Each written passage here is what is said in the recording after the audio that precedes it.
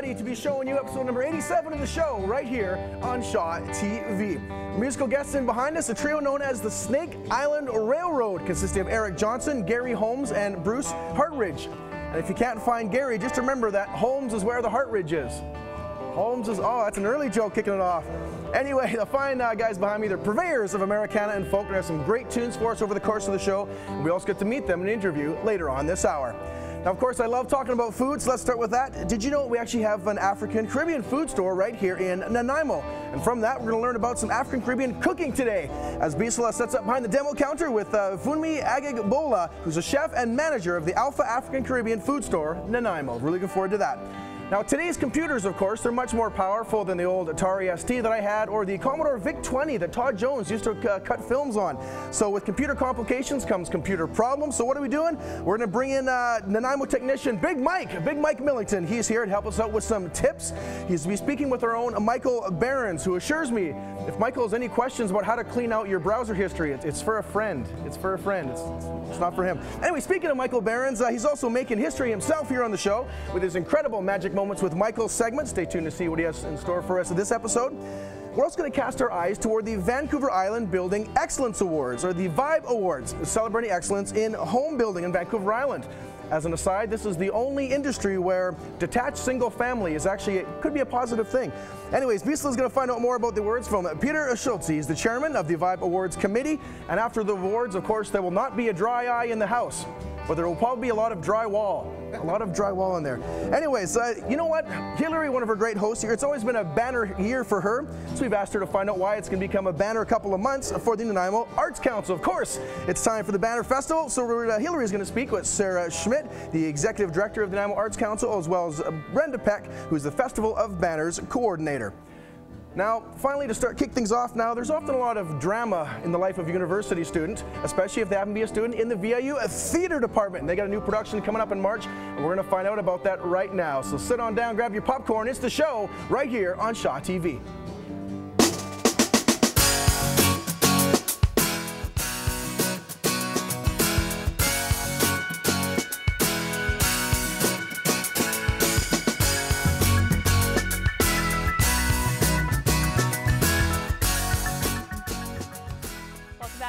Here on Shaw TV, and I'm joined today by Ross Dupre. He's the director of a new show coming up at Vancouver Island University. Ross, you've been directing a show a year for 20 years, and this year you guys are going to be putting on a play that dates way back to 1745. Yeah, and actually the roots of the story go back another 100, 150 years before that to the Commedia dell'arte art form, and this playwright just took those forms and actually wrote a script around it and developed the form even a step further. And you've sort of rewritten this play. It's called The Servant of Two Masters. Right. The translation from the Italian sounds a little bit formal to a modern audience, so I just went through and kind of softened the language a little bit to make it a little more understandable to a modern audience. We've also taken the look of the show and modernized it. And I think what you were telling me about Commedia dell'arte is that it's that sort of slapstick comedy. So even though it dates way back, it's a form of comedy that we're really familiar with, like with sitcoms. I think most basic comedy at one point or another comes from Commedia dell'arte. Even the term slapstick comes from Commedia dell'arte, and they actually had a stick that was split, and they would go around and beat each other with it, and it would make a slapping sound. And audiences in those days thought it was hilarious to watch someone get beat. Oh, so that's something you're actually resurrecting in this play? Absolutely. As politically as incorrect as it may be, we've created these huge pink soft beating sticks, and whenever a servant needs to be beaten, they get their thrashing, and it is hilarious. Okay, and with this play, the actors kind of break that fourth wall and actually talk to the audience a little bit. Absolutely, and that's part of the form as well, as characters stepping through the fourth wall and talking to the audience, and that's another way that we're dealing with kind of the political incorrectness of the play. There's a character, a young girl is being promised to a fellow, her father has promised her to a man she doesn't want to marry. That doesn't happen too much in North America these days, so we actually have one of the maids who steps out of the fourth wall all the time and talks to the audience and says how politically correct the situation is and how we need to change this, and she kind of speaks the conscience of the audience, I guess. Okay, and of course we have the servant from The Servant of Two Masters, and that's Truffaldino. Right, and Truffaldino is based on the basic Harlequino character, or the clown, like a circus clown of these days, and he was the kind of classic, conniving, very smart servant who would outwit his kind of slow, lazy master. And in this play, this one servant is actually trying to serve two masters at one time. And of course, things get all confused and money gets in the wrong hands and letters get misdirected. And by the end, though, because it's a farce, everything wraps up and everybody marries the right people and lives happily ever after. Okay, but that's not giving too much away. I don't think it matters if you know the story. It's all about the kind of the telling of it and the packaging of it and the big boffo kind of comedy that surrounds it. Nice. So you have about 12 students on stage and about as many behind the scenes making everything happen? Absolutely. And this time of year, we're using our reading break to really put everybody to work and create a real ensemble. And they're up there working hard right now to try and get it all together for next week. And like painting the set and all that good stuff? They all do everything. They paint the sets, they hang the lights, they sew the costumes, and act in the shows. Wow. And set designed by a local artist, Dale Schultz. Dale Schultz, an old friend of mine, he's come up and painted a few shows for us. So he, because of the nature of the show, we wanted it to be kind of big and cartoony and very kind of graphic looking. Okay. So we called on Dale again to come in and paint it for us, and it really adds a lot to the show. And it's got a little bit of a futuristic feel to it. Yeah, we didn't want to place it in the original old style Commedia dell'arte look, so we've taken the elements of the patterns in the costumes and things from the original Commedia dell'arte and then looked at how we could kind of modernize those and put them in a modern frame. And the set, I think our inspiration originally was kind of Jetsons meets Commedia dell'arte, but of course those ideas morph a little further, so I don't think it's quite Jetsons now, but that's what we started with, was that kind of Jetson cartoon type quality. Nice. And who is this play appropriate for? All ages? All ages, yeah. There's no bad language in it. There's nothing inappropriate in it. It's big, broad comedy, so anybody will understand it, and it's just a lot of fun. Great. So it starts March 5th, runs until the 14th, so lots of chances to check it out. Absolutely. And that's at the VIU Theatre. At VIU, Malaspina Theatre at the VIU campus. Thanks so much for joining me today, Ross. And next up here on the show, we're going to learn how to make some delicious treats with bisola. Thank you very much, Hillary. I have with me Funmi Adegbola of Alpha African Caribbean Food Store, and she will show us how to cook a special Nigerian dish. Welcome to the show, Funmi. So glad to have you here. Thank you for inviting me. So what are we cooking today? I will show you how to cook African brown honey beans. Okay. It is side fried plantain. Okay. Yeah. Oh, nice. That sounds really yummy. So now tell me, is this a traditional meal in Nigeria? Yes, it is a traditional meal which can be eaten any time of the day, either as breakfast, lunch, dinner, anytime. Oh, wow, that's great. So what ingredients will we be using? Yeah, we need African brown honey beans. Okay. We need onion. This is chopped one. Chopped and onions. I have the whole one here. Okay.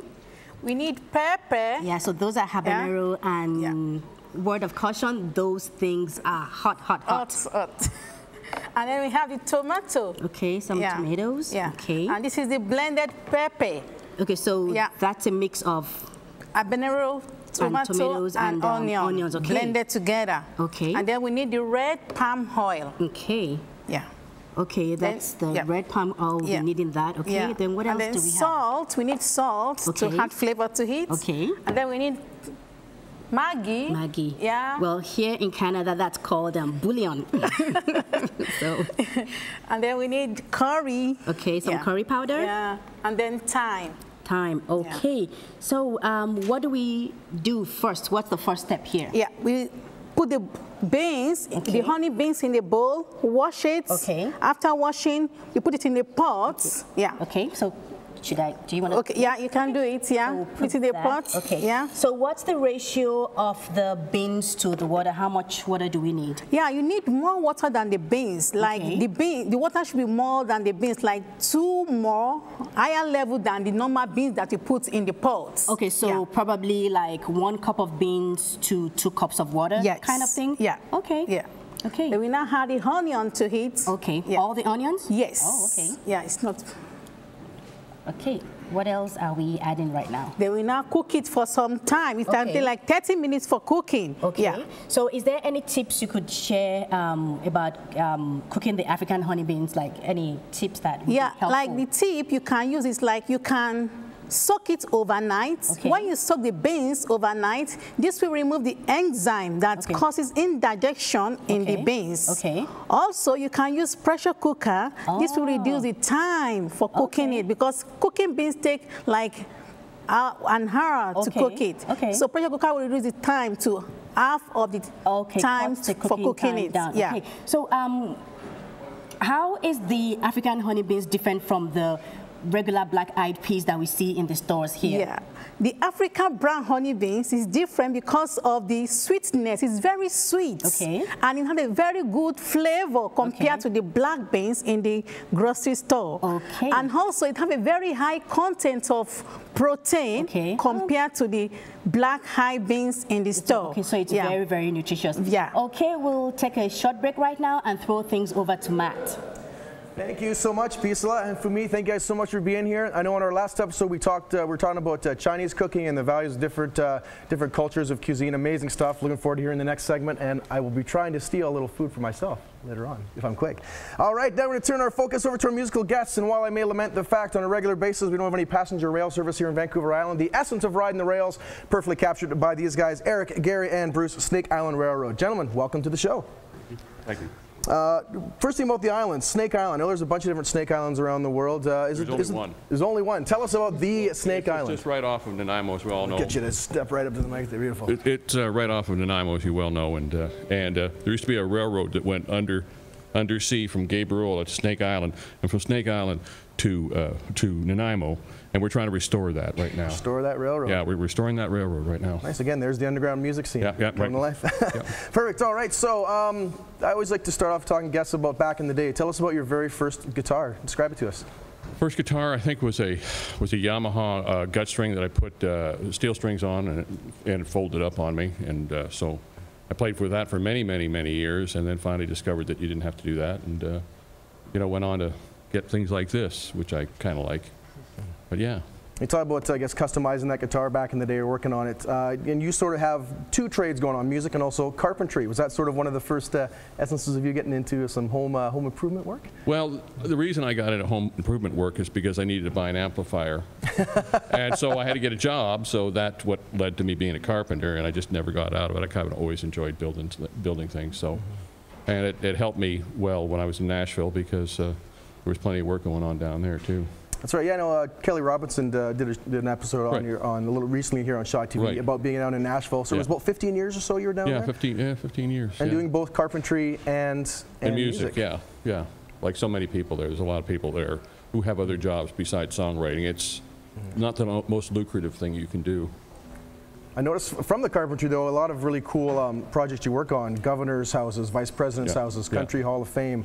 So that, in addition to working on music and one of the musical hotspots of North America, I guess in terms of the creative or the building process, how is building a house similar, have parallels to building a song? Well, it's very much the same, because you still have to, you still have to build something from the ground up. There's still a foundation to a song. There's still parts to a song. And it has to congeal at some point into something interesting, and like a building. It's kind of that craft. It's a craft like anything else, I think, and it's got its parts, and you learn how to do that. Particularly popular country music is, I won't say it's formulaic, but there's some ground rules to it, and so you learn that. Absolutely, yeah. So in terms of writing country music down in Nashville, tell us about sort of the songwriting industry. I mean, I don't see a lot of towns sort of here in Canada where it's rife with professional songwriters, but Nashville is the place. What's it like to work in that scene? It's real fun, and it's real good, and there's an awful lot. Actually, there's a lot of Canadians go down there and write with the big writers down there on a regular basis. I can't name them off in particular, but everybody seems to make the pilgrimage at some point in history and go down there, and I hung out with a lot of Canadians down there. A lot of them are, pedal steel players or guitar players or producers or whatever, but they're Canadian, and they have a little community, and it's kind of cool. But we got to get with our American counterparts, and they were real good to us. I think they like Canadians a lot, and I got to write with some people I got to write with some heroes. So it was a cool experience. It really was. Is there one songwriting credit with one particular artist or song that sort of you hold above all else? Well, I wrote with Wayne Carson. I wrote a song called Comeback Trail. We almost did it tonight, but we decided it was maybe a little too rocky. But Wayne wrote You Were Always on My Mind, and Box Top's hit Give Me a Ticket for an Airplane. So that was kind of cool. You know, that was real cool. He's a real good writer. And I wrote with Kent Blasey, who wrote If Tomorrow Never Comes, and, you know, some people like that. You know, it was really, they're really good songwriters, and they taught me a lot, I think. Nice. All right, one or two more cool questions here before we get to the next song. You've the time in Nashville, now you're back on Gabriola. Mm-hmm. So what is it like playing music on Gabriola? It's great. I got this 4-piece. You can see the drummers right back there. Yeah, yeah. And you know, we're just kicking around and you know, and having a good time at it. And we're doing a lot of dragging out the old country standards and trying to put a new spin on them, and doing some originals like we're doing here tonight. You know, and it's been fun. It's a very creative. It's always been a creative spot. Nice. I wrote a lot of material when I was living on Gabriola before, and I hope to write more now, because you know it's a very much of a workshop, I think, you know, and I'm hoping that it goes out into the big world, you know. So yeah, it's great. Absolutely. All right, so before we get to the song, where can people either see you guys play live or hear some music online, or otherwise acquire some tunes? Well, we got a website going up pretty soon, like tomorrow night. Yeah, because snakeislandrailroad.com. But you know, we're playing. At the Skull, we're playing on April 9th, and you know, we're kicking around playing a few things. We're trying to get out on the island and play a bit too, so we get off the rock up for a little while. There you go, and play, you know.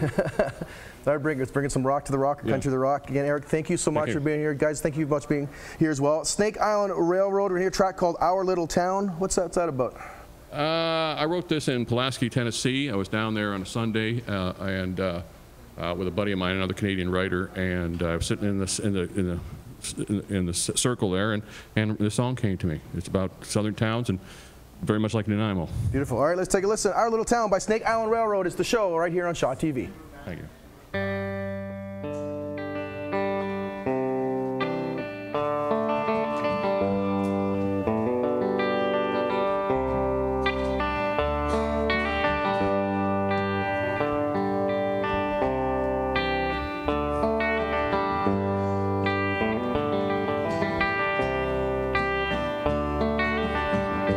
Come from that little southern town where long hair's still ain't cool.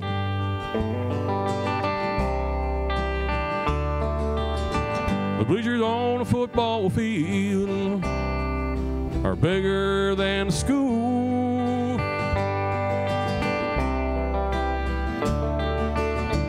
Stranger walked the streets where William Faulkner did.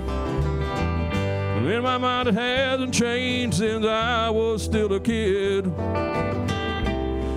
It's autumn and everything is turning in our little town.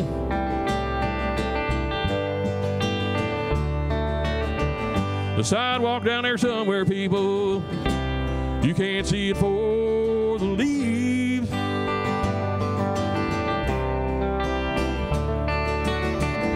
Bet she'd go for Halloween, hanging from the walnut tree.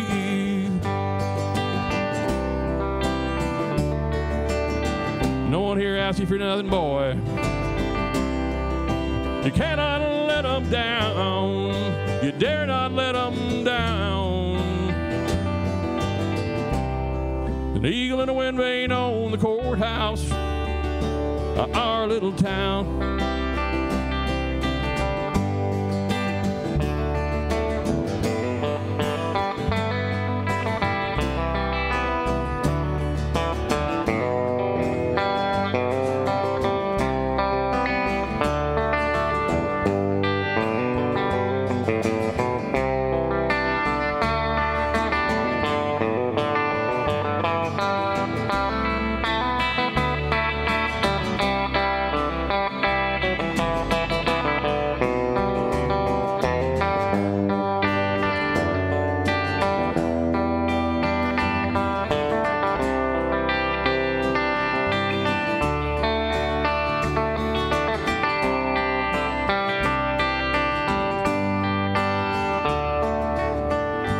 Kid couldn't wait to leave him.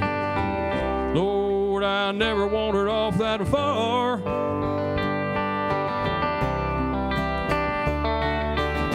Old people in places have forgotten. Lord, they remember who you are. Lord, they remember who you are. From my place down by the courthouse, it is Sunday morning in the South, Lord. There is not a sound. And I'm writing you this letter. I'm writing you this letter. I'm writing you this letter from our little town.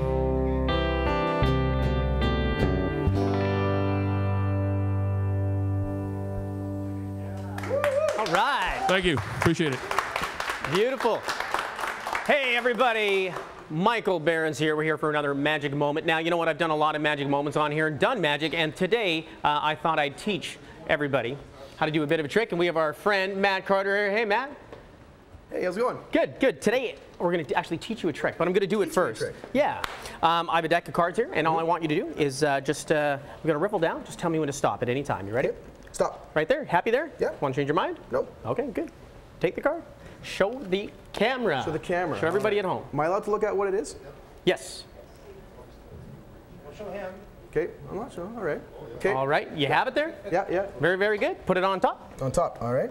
Good. And we're just going to give it a quick little shuffle, just like so. Very cool. Very cool. All right. There we go. Quick little shuffle. Okay. And in my pocket, I have a lighter. You need that in a second. You're probably wondering what that's for, huh? I can't wait to start smoking. All right. We're going to take this balloon. This is the coolest part. I'm going to take this balloon. I need you to light the lighter. All right, here we go. You ready? Watch. Whoa. And there was one card that flew out of the balloon. Take a look at that. It flew out. The 6 of diamonds. There it is. Was that your card? That was the one. It was? Awesome. Tell you what, I'm going to teach you how to do this. Okay. Teach you at home too. This is really easy. So you get somebody to pick a card, get all the balloon pieces off me. Very good. This time it was a 6 of diamonds. Yes? Yep. All right. And all you do is just place it back on top, just like so. And it's how you shuffle it. Now if I shuffle it like this, and if I hold the top and the bottom cards together, I want you to notice that that 6 of diamonds stays on the top. And I can shuffle just like so. Whoa, we're dropping cards. It's okay, we don't need it. Good, so we have a 6 of diamonds there. I'll take the lighter. We don't need that anymore. So the 6 of diamonds stays right on top. Pretty cool, huh? Yeah, yeah. You with me? Yep, so far. Awesome, good. Then you just take that 6 and you just put your hand on top and you push it off and you palm it in your hand. Just don't let anybody see this. This is the secret part. All right? Is that fair? That's good, yeah, yeah, yeah. Very, very good. And I even brought a demonstration with another balloon here. Let me see if I can grab it. There we go. There we go. This one. This one's clear. Don't do it with a clear one because people can see the balloon inside. Right? So you can hold it like so, but don't hold it like so. And then you just get them to pop it, and you have the card. Very easy, right? With me? Seems to make sense, yeah. I know. Yeah. But if you're a real magician, you do it like this. Watch. You take that card and you massage it just a little like so. See if we can massage it. Just massage and push and push. Watch this. Here we go. I don't know if you guys can see this, but there we go. What? Yeah, there we go. Look at that. One more little push. There we go. Right through. There you go, Matt. That one's for you. Wow. And that is it for a magic moment. Do you have any questions about that? No, otherwise, I guess diamonds are forever. Diamonds are forever. Right on. Wow, awesome stuff. That's it for another magic moment. Back to you, Matt. Ladies and gentlemen, Michael Berends. Come on, round of applause. Holy. Thanks. I don't know. I'll never figure that out. Anyways, big thanks to Michael Berends. This is great stuff there. Hey, you were watching the show on Shaw TV. About halfway through the program so far. So far, we've learned about the VIU Theatre Department's production of A Servant of Two Masters. We also got into some African Caribbean cooking. We met the musicians in Snake Isle Railroad. And yeah, we just saw Michael's magic moment. Great stuff. I'm still stunned by it. All right, coming up on the show, we've got some valuable computer tips coming up from Big Mike. Not to be confused with Mr. Mike's, because they had charbroiled burgers, and Big Mike has bits and bites. All right. We're also gonna look at the Nanaimo Festival of Banners. Now, Bruce Banner himself says it's a hulk of a good time. Yeah. All right, and I'm very thrilled to say yes. We will get back to some more African Caribbean cooking. Awesome stuff there. But first, right now, we're gonna take a look at the upcoming Vibe Awards. Vibe standing for the Vancouver Island Building Excellence. This has nothing to do with vibraphones or xylophones or anything. And we're gonna start off a little bit of video clip to show us what it's all about. So Dax, Todd, Scotty up in the booth. Roll that tape here on the show on Shaw TV. The Vibe Awards first annual will be held at the Coast Bastion Inn in Nanaimo on May 23rd. It's going to be a fancy event, soiree, black tie, dress up. You won't want to miss it. Go to www.vibeawards.ca. Have everything ready to go and put it up online. Enter it just as it's asking you, submit your entry, and you're done. Make sure that you're done a little bit before deadline so that if there are some changes, some rewrites, or just some new updated imagery, that you want to have the best up there. So don't rush till the last minute. Get it up online, get your entry in, and again, it's www.vibeawards.ca. After you submit, one last thing, you just got to attend. You got to go online, www.vibeawards.ca, buy your tickets, bring your staff, bring your family, make it a big event. It's a great opportunity to interact with colleagues or just visit with like-minded builders on the island.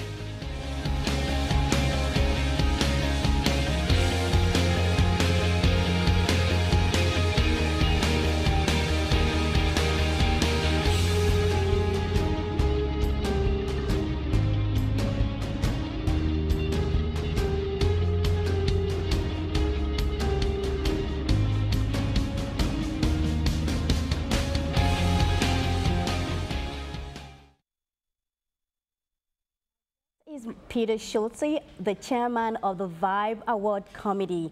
Thank you so much for coming on the show, Peter. It's good to have you. Thanks very much, Bisol. So what exactly does Vibe stand for? It stands for the Vancouver Island Building Excellence Awards. And that, what it does is it showcases building and development on Vancouver Island, and you enter the contest, and at the end of the day, hopefully you win. Okay, so how did this whole concept start? Started about a year and a half ago when the Canadian Home Builders Association of Victoria and the Canadian Home Builders Association of Nanaimo got into discussions of amalgamation. And since that time, we have joined forces, and we've come up with the Canadian Home Builders Association of Vancouver Island. And along with that amalgamation, we decided to develop an awards program, and this is the first year that we're doing it. That's great. So who can participate? Is it individuals or businesses? It's professional builders and developers and renovators from Victoria right through to Port Hardy. So anybody that's in the industry building can join.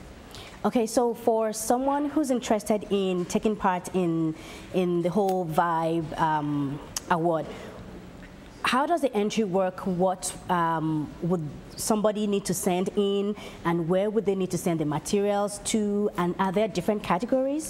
There are 27 different categories. Wow. And you can find out all about the categories at www.vibeawards.ca. So that's where you'd want to go check out what's available as far as all the categories. We have 27 different categories. Can you mention a few? Oh, sure can, you bet. So residential planning, design and construction of new or renovated homes, kitchen design and renovation, planning and innovation, sales and marketing, and we've also have a few special achievement awards. And then there's the grand Vibe Awards for Project of the Year, Builder of the Year, Renovator of the Year, and Residential Community of the Year. Wow, just to mention a few, that's pretty impressive. So when does the entry close, and when is the award gala taking place? The entry closes on March the 16th. Okay. The finalists will be announced on April 9th at our CHBA VI dinner meeting. Okay. And the event will be taking place May 23rd, coming up this year at the Coast Bastion. Okay. So then I guess my one question is, what some people will be wondering is, who decides who wins?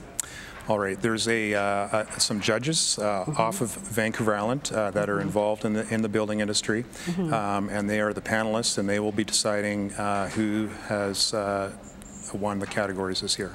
Okay, so my final question to you, which I'm sure is on everybody's mind. is there a grand prize? And what do the entrants gain from this whole vibe experience? Well, there is a grand prize, and it's basically we call it a grand vibe. So it'll be for Project of the Year, Builder of the Year. So there's 4 of them: Renovator of the Year, and Residential Community of the Year. The benefits from entering the awards program is that you would get the recognition of having won a Vibe Award, and through that, through the marketing and so on that is available to the prize winners. You will have great exposure for your company. Okay, well, that's really very fantastic, and I think as if I'm a homeowner, it will be great to know that maybe somebody who has worked on my house is actually, you know, really great, and they are very good at what they do. So thank you so much for coming on the show, Peter. It was really, really good to have you. Thank you, Pasola. Very much appreciate it. And now I'll throw things over to our musical guest, Snake Island Railroad.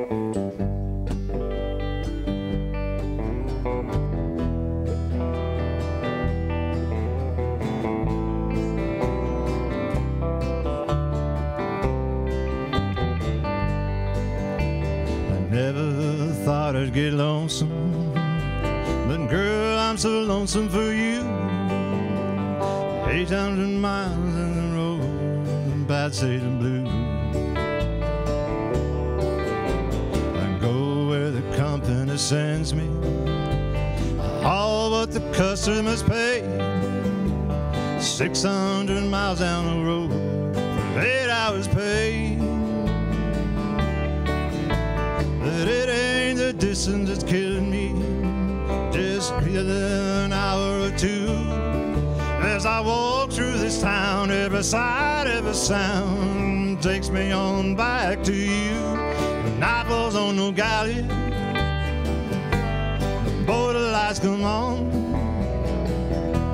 I got my diesel running, girl, just to carry on. And now to Arizona, sky under blood red wine. Night falls on no galleys, I wish you're still mine. Night falls in the cantina, it's like a carnival out on the street. I search for your smile and your laughter, every face I meet. We spent together, it was wine and old Spanish song. Everywhere I look, I wonder what went wrong. Night falls on no galleys, I know what I must do. Like every road is running, girl, back to you. I'm searching for an answer, hoping for a sign. Night falls on no galleys, drain my mind.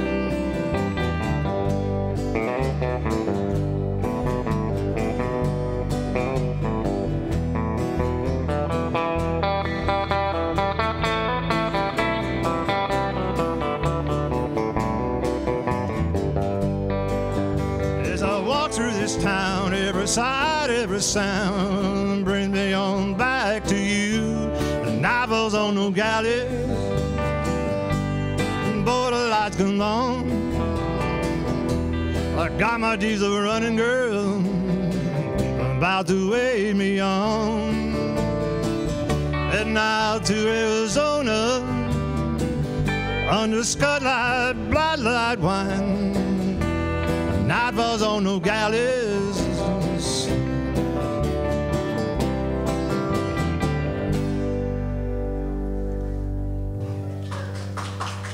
Thank you. There was 3. All right back here on Shaw TV and the show, and spring is just around the corner. I have a computer, I don't know about you guys, but I think it's time to do a little bit of spring cleanup. I know that mine's pretty cluttered, and I got weird stuff coming up when I get into my browser and that kind of stuff, and that's what today's guest is here to talk about. This is Big Mike. How's it going, Mike? Awesome. How are you? Big Mike, Little Mike. Yeah, I'm Big Mike, you're Magic Mike. Exactly, exactly. So you are from Big Mike Computer Services. That's right, yeah. So there's only one Big Mike? Yeah. And you do a whole bunch of services? Yes. Awesome. So tell me a little bit about ways that we can kind of clean up our computers and help actually prevent them from getting clogged up. I know that there's a lot of anti-spyware software and antivirus software, that kind of thing. What kind of recommendations do you have for that? Well, typically, you know, probably the most used antivirus software out there is Norton. And that's what all the big corporations use, you know, that and a few others. And for getting rid of spyware and malware and that kind of stuff is usually Malwarebytes.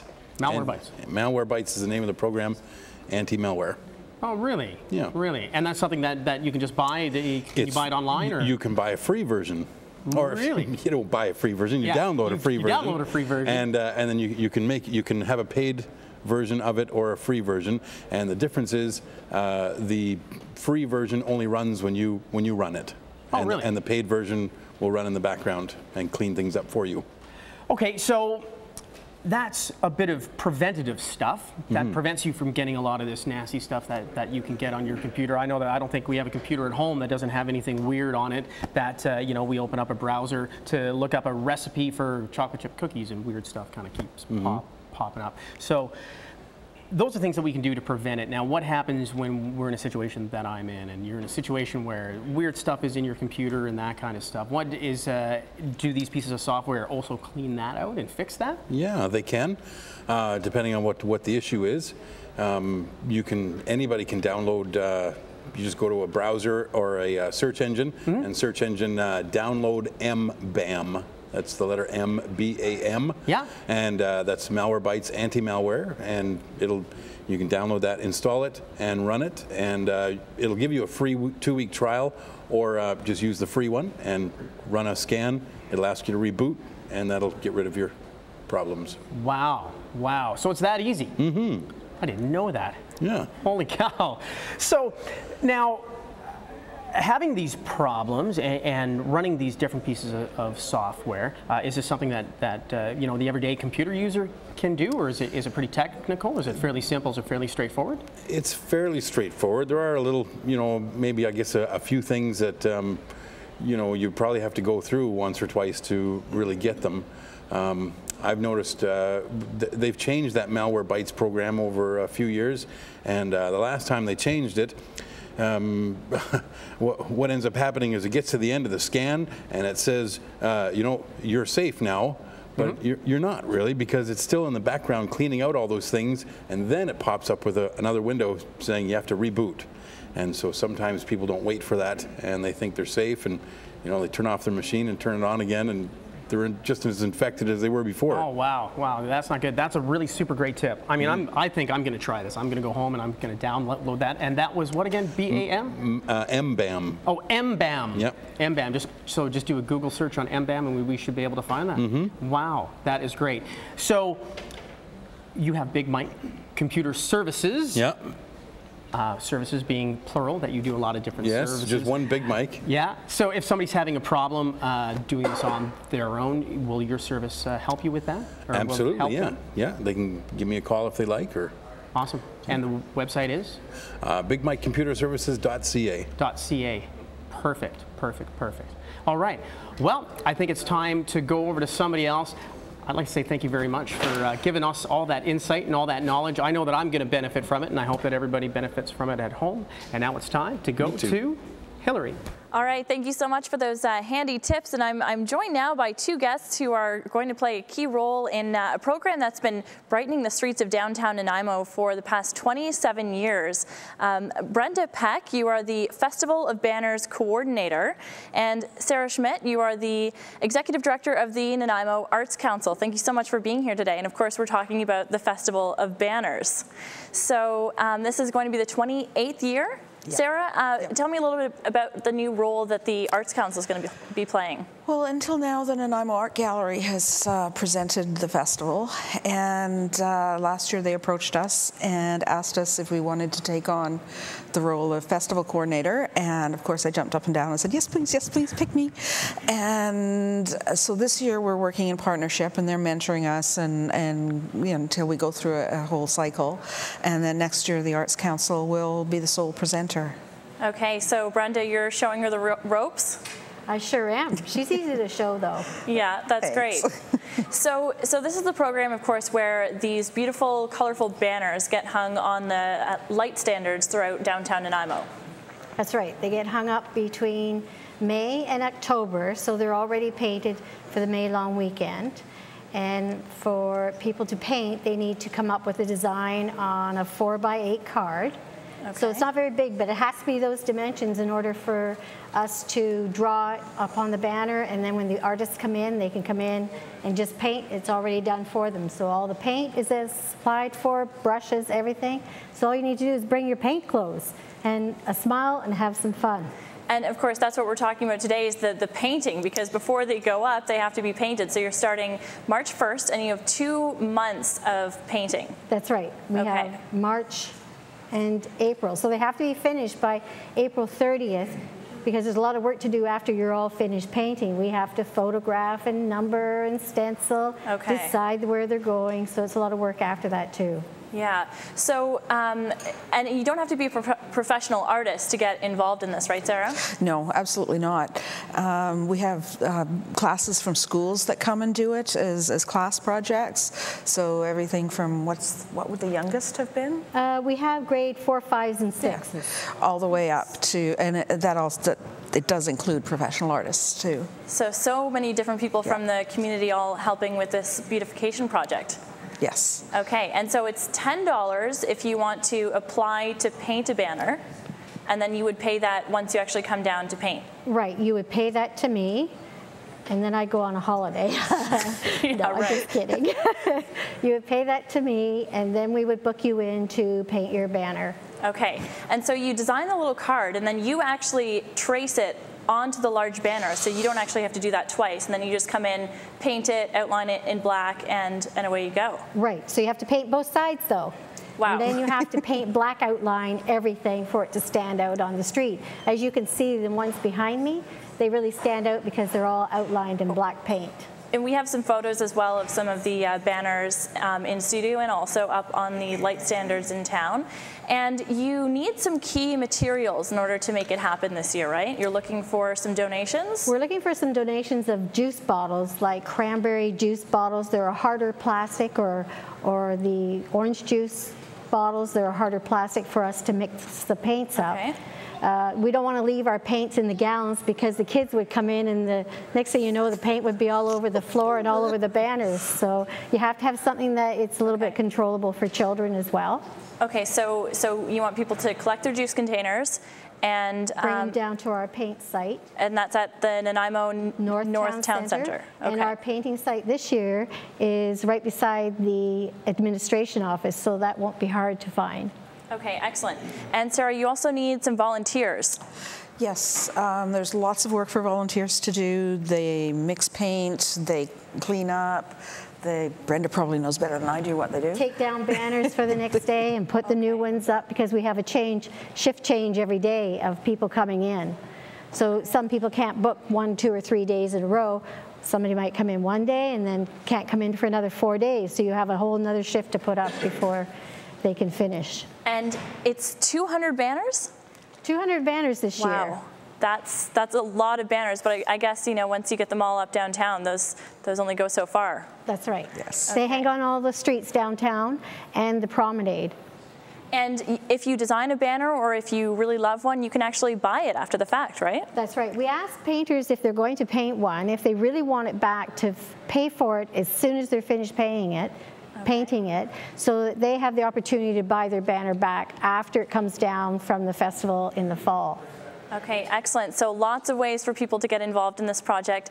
Thank you so much. It's going to be exciting to see the Nanaimo Arts Council take it over. Well, I'd like to thank Shaw because this year Shaw is donating a phone for us. So I'll give you the phone number and maybe you could put it up online so everybody has our new phone number as of March the 2nd. So thank you, Shaw. All right. Well, good luck to you guys. And next up, we're going over to Bisola to finish up the honey beans and fried plantains. Thanks, Hillary. Welcome back, everybody. So now we have the beans. It's cooked and it's soft. Okay. Yeah, it's wow. It's soft. Okay, so what's the next thing to do now? Now we have the pepper. This is the blended pepper. Okay, and that has what again? Onion, habanero, and the tomato. Okay. So we add it to the beans, the soft beans. Okay. Should I give that a stir? Should I mix it up? Not yet. Okay. Yeah.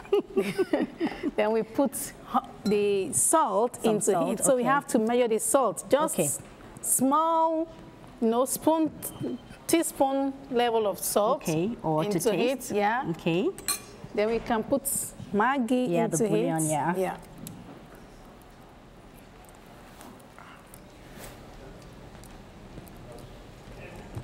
Then, so the texture of the beans, does it have to be really, really soft, or is it, or does it depend on what people like? I think it's good to be soft to make it yummy when you're eating it. So I put in Maggi into the beans, and I put some little curry. Some curry, okay. Yeah, just teaspoon, tiny bits. Okay. And I put the thyme. Thyme, okay. Yeah. Then I put the red palm oil. This is from Africa. It's very nourishing, you know. It's good for vitamin and it's good for healing. So I put about 3 teaspoons of red palm oil. Okay. Wow, that's really, really red. Yeah. Wow. So we now let it cook for like 15 minutes before we now turn it. Okay. Okay, so 15 minutes. Yeah. Okay, so while that is cooking, we'll get started on the side dish, the fried plantain. Okay, yeah. Okay, wow, for me, that looks like a huge banana. Yeah. Is it different in taste and texture when compared to bananas? Yeah, this is different from the normal banana you get in the grocery. You see, it's bigger and it's thicker. The skin is thicker and it's low in sugar than the normal banana in the grocery. Okay, so how do we prepare this? You cut the 2 ends off. Okay. And you remove the skin. Okay. Yeah.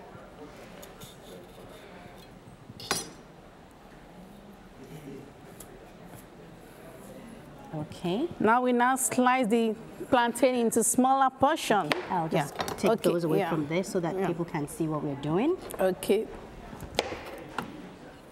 Okay, so we cut it that way. Slicing, yeah. I'll just put that there.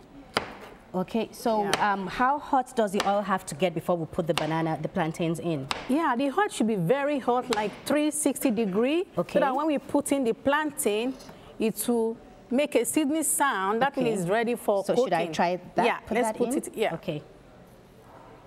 Okay, I think it's hot enough, so we just put that. Okay.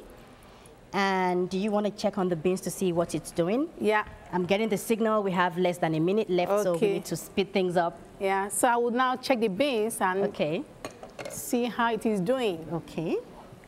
So it's ready for, turning now. Yeah. So I'm trying to turn it to mix all the ingredients together with the beans. Wow, it looks really rich. Yeah. Wow. Oh, wow. Yeah, so we leave it for a while. Okay, and the plantain, what color should it be? Should it be golden brown? Should it be dark brown? Yeah, it should be golden brown when it is done. So we flip it over when it is golden brown. Okay. That means it is ready. Yeah. Ready. Okay, so we have the finished product here. Yeah. Can we just bring that so that everybody can see what it looks like? Okay. And I'm sure Matt would want to come over and taste this, I'm sure. Okay, Matt. Like magic. Look at that. So we need you to tell us what it tastes like, if you like it, if it's really sweet, like honey, and... I'm in. All right. What should I try first? Try the beans first. See if you like it.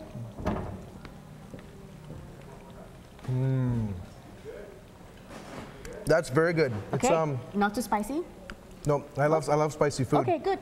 But yeah, that is just a little bit different, and just a little bit of that hint of sweetness that almost is it's almost kind of like maple, which of course you see some maple syrup up here, but it's now I get a bit of more of a spice heat after it. No, I like it. It's good. It's good. It's good. I'm not running around screaming head down in the sink. Yeah, because the honey is naturally sweet. I mean, the sugar is naturally the beans rather. Sorry. It's nice. It's way more depth of flavors than sort of your standard, like say you like candy beans you see in the grocery. That's awesome. The plantain? You better believe I do. All right. Oh. You like it? It's almost like a mix of bananas, but with more, almost apple pie flavor. Like there's that more natural sweetness compared to apple you get. It's really. That's yummy. I may need to try a second one just to make sure that. Yeah, to make sure that it really tastes you know, more spice on one than the other. Oh, that is just awesome. That is just awesome. Well, everyone, it's been nice seeing you on the show. Thank you so much for joining us, Thank Funmi. you. That was really good. And if you want to make this recipe, it's on Funmi's website.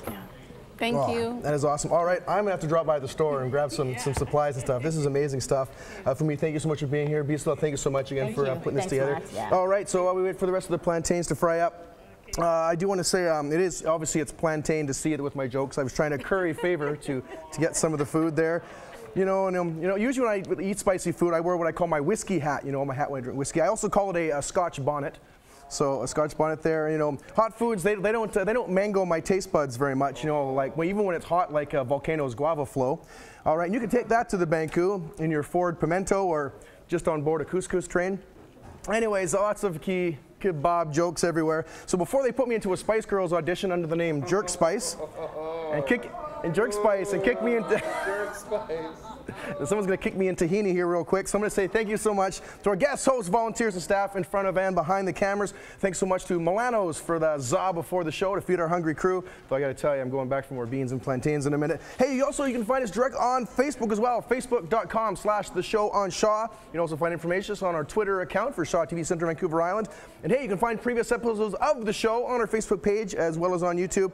Again, check that out. And hey, if you got a good story for us on the show, you want to be featured or know someone who should be featured, just drop us a line to Melissa Hall, our executive producer. Her email address is melissa.hall@sjrb.ca. All right, to finish off now, the gentleman behind me, that one more tune for us. Snake Island Railroad, and the song is called Tain't No Grave. Thank you so much for watching the show right here on Shaw TV. Oh, that's good. Oh. Well, it was early in the morning, just about the break of day. The angels came in glory, Lord, and they rolled that stone away. And when a woman came to see him, our Savior was already gone. Can't no grave hold my body down.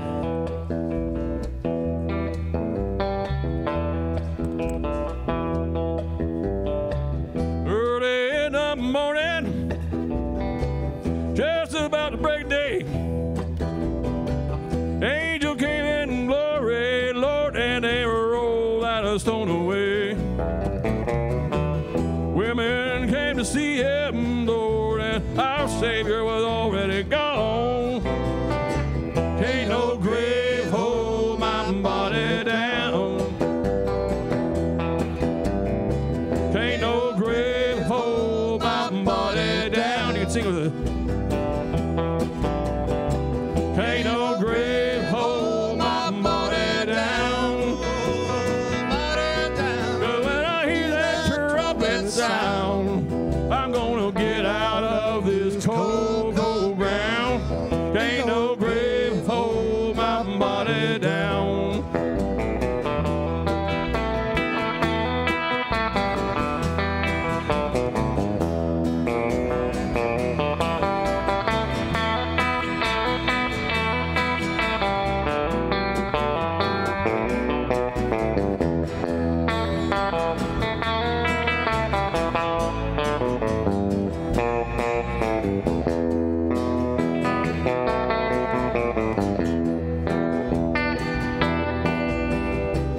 Listen here now, Gabriel, the Lord of the seven seas, done nothing more till you hear orders from me. Night is almost over, the sun is coming on. Can't no grave hold my body down. Ain't no grave hold my body down. Can't no grave hold my body down. But when I hear that trumpet sound, I'm gonna get out of this cold, cold ground. Ain't no grave hold my body down. Can't no grave hold my body down. Can't no grave hold my body down. 'Cause when I hear that trumpet sound, I'm gonna get out of this cold, cold ground. Ain't no grave hold my body down. Ain't no grave hold my body down. Ain't no grave hold my body down. Body down. 'Cause when I hear that trumpet sound, I'm gonna get out of this cold, cold ground. Ain't no grave hold my body down. Ain't no grave hold my body down. Can't no grave hold my body down.